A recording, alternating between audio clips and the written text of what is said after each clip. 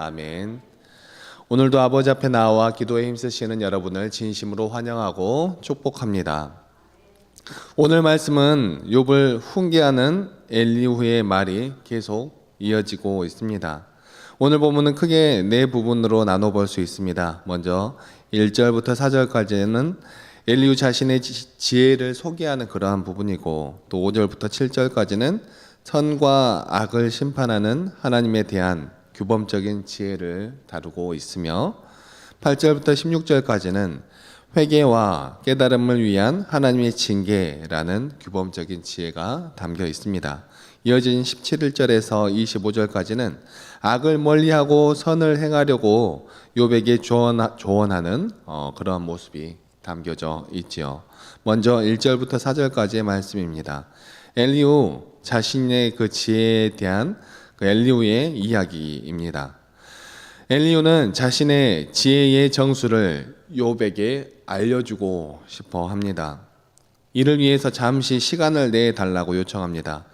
엘리후는 하나님에 대해서 욥에게 알려주고 싶은 지혜가 아직 많이 남아 있다고 말하지요.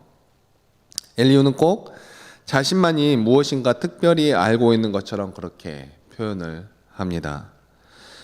이런 사람이 그 성경에만 있는 것이 아니라 실제로도 있습니다. 참 안타까운 일입니다. 제3의 지혜가 무엇인지에 대해서 궁금증을 억지로 가지게 하려고 이렇게 말하는 사람들이 있는 것이죠.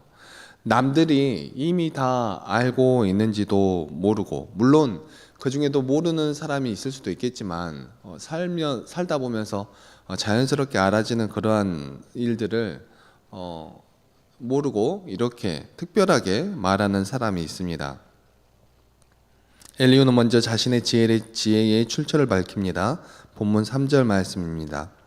내가 먼 데서 지식을 얻고 나를 지으신 이에게 의를 돌려보내리라.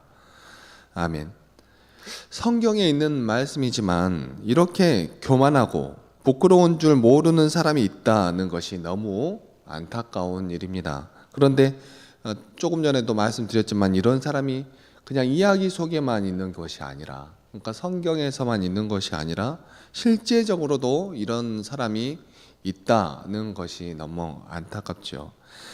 자신의 지식이 먼 데서 왔다라고 표현하고 있는데, 여기서 멀다라는 단어를 장소적으로 이해하면 사람들이 접근하기 어려운 낯설고 신비한 곳에서 자신의 지혜가 왔다는 것을 강조하는 그러한 표현이 됩니다. 그러니까 일반 사람들은 알지 못하는, 잘 모르는 그러한 지혜라는 것을 부각시키는 그러한 말이죠. 그리고 이 말의 뜻은 너희들은 잘 접하지 못한 특별한 사람이 한 말이다라는 그러한 뜻도 가질 수 있습니다. 그러니까 이렇게 말하는 것이죠. 너희들은 이런 말 들어본 적 없지? 잘 들어봐봐. 내가 너희들은 듣도 보도 못한 말을 해줄 테니까 말이야 라고 하는 것이죠. 아무튼 엘리후의 이런 이 먼데라는 표현은 하나님을 가리키는 표현으로 이해해야 합니다. 그러니까 너희들은 모르는 하나님, 나는 알고 있어 라고 말하는 것이죠. 이어서 3절 하반절을 직역하면 나는 의로운 것, 나를 만드신 이에게 드린다 라는 것인데, 무엇이 올바른지 아는 그런 지혜가 바로 하나님의 것이라는 것을 말하고 있습니다. 이렇게 하나님으로부터 온 지혜는 거짓일 수가 없다라는 것이기는 합니다. 그리고 이제 엘리후는 본격적으로 자신의 참된 지혜를 욥에게 가르쳐 주려고 합니다. 이어서 5절에서부터 7절의 말씀은 선과 악을 심판하는 하나님에 관한 규범적인 지혜에 대해서 이야기하고 있습니다. 이 엘리후가 특별하게 하나님에 관한, 하나님께서 알려들은 지혜에 대해서 이야기하고 있는데, 어떤 이야기를 하는지 한번 잘 보시기 바랍니다. 이것이 정말 특별한 지혜인지 아니면 우리가 다 알고 있는 지혜인지 여러분도 한번 생각해 보시기 바랍니다. 선과 악을 심판하시는 하나님에 대한 그런 규범적인 지혜. 5절에 능하시다 하는 표현이 이제 하나님이 위대하시다 하는 말의 번역입니다. 이 위대하신 하나님은 지혜도 위대하시죠. 이 위대하시고 지혜로우신 하나님이 다스리시는 세상은 공의로운 세상이죠. 엘리후가 봤을 때 의로움이라는 것은 권선징악이 실현되는 그러한 것이었습니다. 악인을 살려두지 아니하시며 고난받는 자에게 공의를 베푸시며, 의로우신 하나님의 시선은 그 의인에게 고정되어 있다 한다는 것입니다. 그리고 하나님은 하나님 당신의 뜻에 따라 사는 사람을 7절의 말씀처럼 왕들과 함께 왕자에 앉히사 영원토록 존귀하게 하시는 그러한 분이시라는 것이죠. 규범적인 지혜에서 왕이란 공의와 정의의 상징이기 때문에 그렇습니다. 그리고 다른 해석으로는 방금 말씀드린 그대로 의인들을 왕으로 삼으신다라는 그러한 해석으로도 할 수 있습니다. 잠언의 예를 들자면 왕과 연결된 그러한 단어는 의와 공의, 재판, 심판, 정의, 정직과 생명, 지혜 등이 있습니다. 즉 규범적 지혜를 구현하는 그 의인의 표본으로 왕을 이야기하고 있는 것이죠. 왕자에 앉는 것이 당연히 왕이기 때문에 의인을 왕들과 함께 왕좌에 앉힌다는 그러한 해석보다는 의인을 왕으로 삼으신다는 그러한 해석이 더 적절한 것입니다. 이어진 8절에서 16절의 말씀은 회개와 깨달음을 위한 하나님의 징계에 대한 규범적인 지혜가 담겨 있습니다. 의로우신 하나님이 사람에게 고난을 주시는 이유는 악행과 교만으로부터 회개하고 죄악에서 돌이키기 위함이라고 말하고 있습니다. 만약 누군가 고난의 사슬에 묶이거나 재앙의 그물에 얽매이게 되었다면 그것은 그들이 스스로 강해졌다고 생각하는 교만한 행위를 하지 않게 하시려 한다라는 것을 이야기합니다. 이러한 잘못된 행실을 그들에게 알려주기 위해서 고난이 찾아오는 것이다 라고 이야기하죠. 따라서 재앙이 닥치면 얼른 그분의 경고에 귀를 열어야 한다라고 이야기하는 것입니다. 죄악에서 돌아오다 라고 말씀하시는 그분의 교훈을 들어야 한다는 것이죠. 고난이 닥친 사람들 앞에는 두 가지 선택지가 있다고 합니다. 하나님을 더 찾는 것과 하나님의 말씀으로부터 멀어지는 것입니다. 만약 재앙이 닥친 사람이 하나님의 말씀에 더 순종하여 다시 그분을 섬기며 나아가게 된다면 그들은 남은 인생을 행복하고 기쁘게 보낼 수 있을 것이라고 말합니다. 그러나 만일 하나님의 말씀을 따르지 않는 불순종의 죄를 범한다면 그들은 죽음에 넘겨질 것이고 그들이 죽는 이유는 바로 하나님의 뜻을 모르는 것 때문이라고 말합니다. 이어서 17절에서 25절의 말씀은 악을 멀리하고 선을 행하라는 욥을 향한 조언입니다. 엘리후는 이제까지 말한 규범적인 지혜를 욥의 경우에 적용하고 있는 것이죠. 엘리후는 욥이 당하는 그러한 고난을 보니 그것은 분명히 악인과 하나님의 뜻을 모르는 사람에게 내려지는 그러한 징벌이라고 생각한 것입니다. 따라서 하나님의 진노를 피하려면 다음과 같은 악을 저질러서는 안 된다라고 말합니다. 첫 번째는 돈에 눈이 멀어서는 안 된다라는 것이죠. 누군가 많은 뇌물을 준다고 해도 거기에 현혹되어서는 안 된다라고 말하고 있는 것입니다. 왜냐하면 돈이 아무리 많고 재물의 능력이 아무리 대단하다고 하더라도 욥을 고난에서 구원해내지는 못하기 때문이라고 말합니다. 두 번째는 악이나 어둠 같은 부정적인 것을 추구하면 안 된다라고도 이야기합니다. 악한 것으로 향하지 않도록 스스로를 돌아보고 스스로를 지켜야 한다고 이야기하는 것이지요. 고난을 당하는 것보다 선을 추구하는 것이 훨씬 낫다라고도 이야기합니다.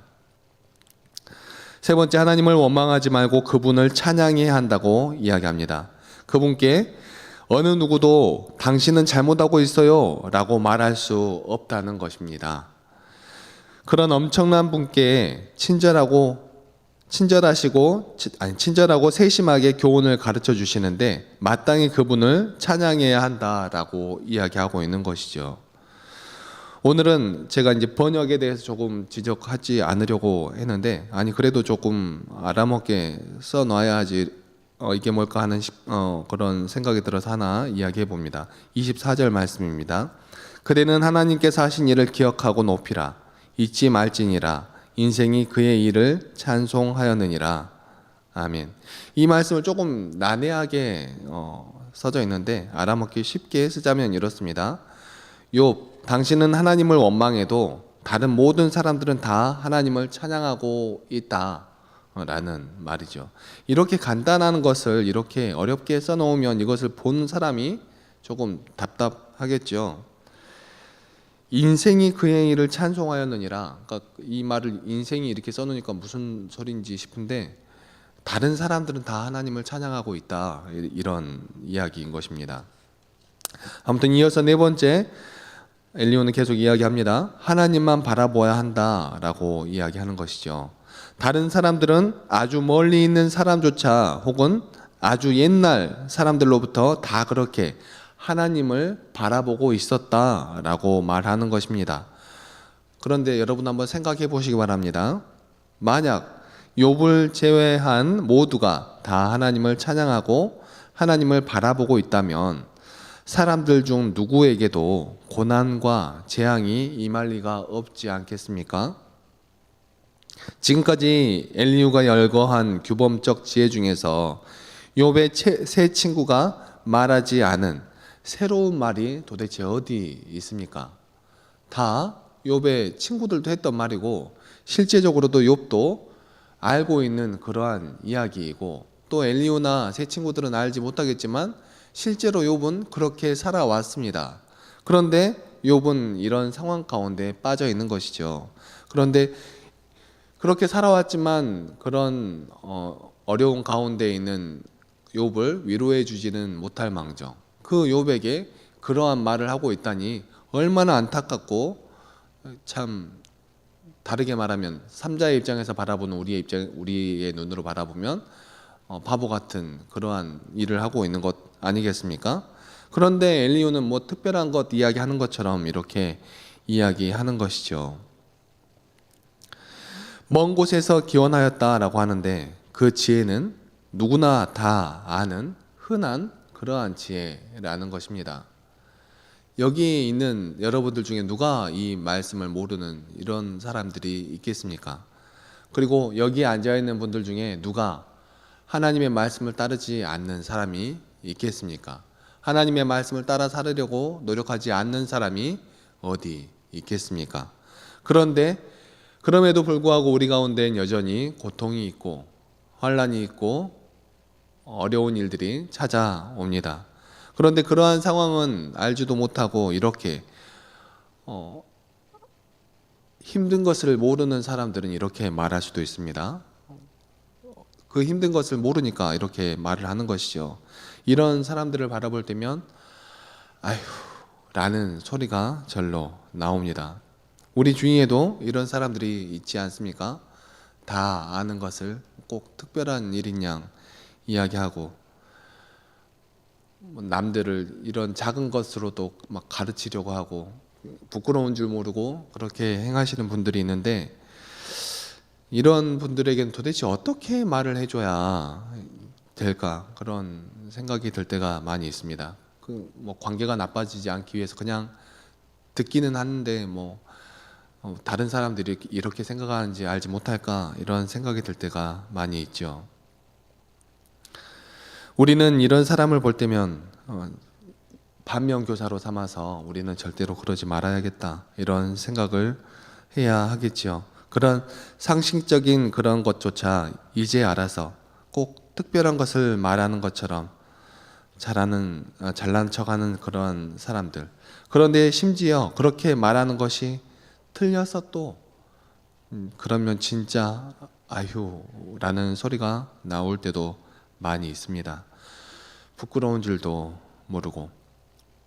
그러니까 우리는 잘난 척하지 말아야 합니다. 그리고 우리 주위에 힘든 일을 겪고 있는 사람들이 있다면 그러한 사람들에게 뭐라고 정답을 이야기하려고 하기보다는 그런 사람들의 마음에 위로가 되는 그러한 이야기를 주어야 하며, 또 시간을 내어서 그런 사람들의 이야기를 들어주고 마음을 나누어 줄 수 있는 그러한 사람이 되어야 할 것입니다.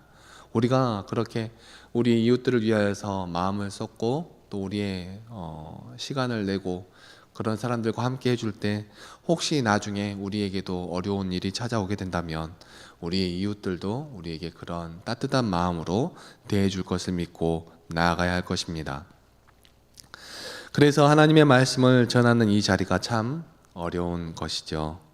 남들은 다 할 수도 있는 그러한 이야기를 또 해야 하는 그러한 자리이기도 하고, 또 당연한 것처럼 받아들여지는 그러한 이야기들을 또 해야 하는 자리이기도 하고, 또 다들 알고 있지만 그렇게 살아가지 못하는 그러한 이야기들을 또 해야 하는 그러한 자리이기 때문에 그렇습니다. 우리 모두 욥에게 달려드는 이런 사람들을 바라보며, 또 자신을 바라보며, 또 욥을 바라보며 힘든 가운데에서도 하나님을 붙들 수 있는 믿음을 주시라고, 고난 가운데 있는 사람에게 위로가 될 수 있는 따뜻한 사람이 되게 해달라고, 다른 사람을 가르치려 들지 않고 모든 상황 가운데에서 배우려고 하는 겸손한 마음을 주시라고 기도하는 그런 믿음의 사람들이 다 되시기를 간절히 소망합니다. 기도하시겠습니다.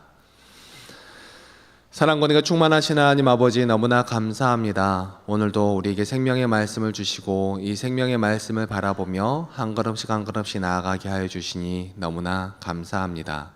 하나님, 우리가 하나님의 말씀을 바라볼 때마다 우리는 어떤 사람인지 돌아보게 하여 주시고, 하나님의 말씀이 우리에게 어떠한 말씀을 하시려고 하는지 우리가 그 말씀을 생각하게 하여 주시고, 그 말씀을 온전히 바라보며 나아가는 우리를 될 수 있도록 도와주시고 인도하여 주시옵소서.